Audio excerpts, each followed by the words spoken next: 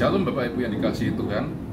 Selama 2 minggu ke depan, di mana kita sedang mengalami hari libur ini, saya akan menyampaikan God message untuk saudara sekalian yang akan menguatkan dan membuat iman kita bertumbuh di dalam Dia. Nah, pagi hari ini saya akan menyampaikan firman Tuhan dengan singkat dalam beberapa menit ke depan, yaitu bagaimana mengatasi rasa takut, yaitu di dalam Hakim-Hakim 7 ayat yang ketiga. Maka sekarang serukanlah kepada rakyat itu demikian: siapa yang takut dan gentar, ialah ia pulang enyah dari pegunungan Gilead. Lalu pulanglah 22.000 orang dari rakyat itu, dan tinggallah 10.000 orang saja.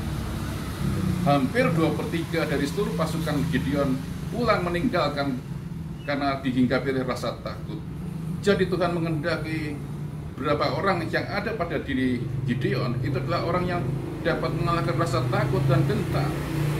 Hari-hari ini kita dihinggapi oleh rasa takut dan gentar yang ada dalam hidup kita.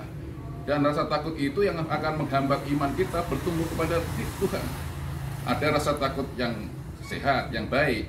Misalnya kita takut akan Tuhan, takut berbuat dosa, takut melanggar aturan. Tapi ada rasa takut yang membuat kita gentar dan takut yang menghambat pertumbuhan iman kita. Kita takut karena berita-berita yang menggentarkan hidup kita. Kita takut akan berita sekeliling kita yang membuat masa depan kita bagaimana, sehingga kita takut kalau nanti kita tertimpa suatu penyakit yang akan menghambat dalam hidup kita. Itu sebabnya pagi hari ini mari ingatkan kita akan janji firman Tuhan dalam hidup kita. Bahkan sampai 365 kali kata jangan takut ada di dalam Alkitab. Artinya dalam 1 tahun itu tiap-tiap hari Tuhan mengingatkan kita supaya engkau jangan takut, jangan gentar, jangan khawatir, jangan panik. Dan itulah yang Tuhan taruh dalam hidup kita. Nah, pagi ini saya bagikan beberapa hal untuk supaya kita tetap jangan takut dalam hidup kita menghadapi situasi yang ada saat ini.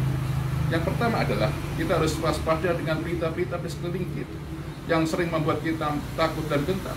Berita-berita yang belum tentu benar. Ada berita katakan bad news is a good news. Jadi berita buruk bisa jadi berita baik untuk siapa? Untuk mereka yang membagikan berita tersebut. Tapi mari kita isi dengan kebenaran akan firman Tuhan. Iman timbul dari pendengaran akan firman Allah. Itu sebabnya dengan berdoa, memuji dan menyembah Dia, membaca dan merenungkan firman Allah, maka iman kita akan dikuatkan, diteguhkan di dalam Dia.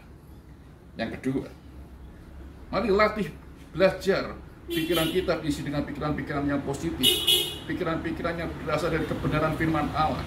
Karena sikap dan tindakan kita dikendalikan oleh pikiran kita. Ketika pikiran kita dipimpin oleh pikiran dari Tuhan, pikiran dari Kristus, maka akan mengalir juga apa yang menjadi sikap hidup Kristus dalam hidup kita.